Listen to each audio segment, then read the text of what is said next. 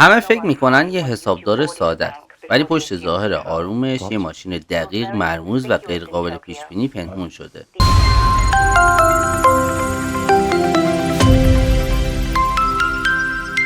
درود به عاشقای فیلم و سینما. قبل از هر چیز بگم که این ویدیو برای معرفی فیلم ساخته شده و حاوی اسپویل نیست. پس با خیال راحت ببینید. اگه یادتون باشه سال 2016 یه فیلم متفاوت اومد به نام حسابدار که قصه یه حسابدار نابغه به اسم کریستیان ولف بود که ظاهرش مثل بقیه بود و چهره آرومی داشت و کلا یه آدم نرمالی بود. ولی پشت این چهره آروم و عادی یه ذهن پیچیده داشت و مهارت‌هایی که کسی انتظارش رو نداشت. اون فیلم نشون داد به ما که چطوری یه آدمی که با اعداد زندگی میکنه میتونه تو دنیای جرم و جنایت هم تبدیل به کابوس بشه. حالا بعد از 9 سال حسابدار 2 ساخته شده که بزرگتر و پرهیجان‌تر از قبله. ماجرا با یه قتل تکون دهنده شروع میشه.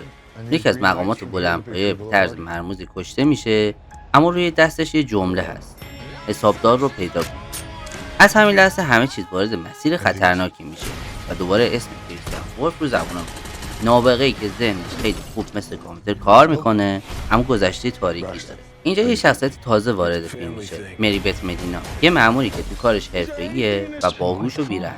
ولی مری بت خیلی زود درگیر انتخابای سخت میشه. یا باید از قانون پیروی کنه یا به مردی اعتماد کنه که اصلا نمیشناسه. تصمیمی که روی همه چیز تاثیر میذاره. از اون ور کریستیان تنها نیست. اون سراغ برادرش برایکس میره، یک جنگجوی آموزش دیده. قدرت این دو برادر کنار هم مثل یه ارتش میمونه، اما به این راحتی هم نمیتونن با هم کنار بیان چون گذشته خوبی با هم ندارن. در ادامه فیلم میفهمیم که قتلی که انجام شده یه قتل ساده نیست. پشت شبکه قدرتمندی از قاچاق انسان پنهون شده. دشمنایی که برای محافظت از رازهاشون حاضرن هر کسی رو بکشن. باید بهتون بگم که اکانتنت 2 فقط یه فیلم معمایی نیست، ترکیبی از اکشن نفسگیر و بازی‌های روانیه. در پایان اگه دنبال فیلمی هستی که از لحظه اول تا آخر هیجانت رو پایین نیاره، پر از مبارزه و تعقیب و گریز بشه و پر از معما، اکانتنت 2 برای تو ساخته.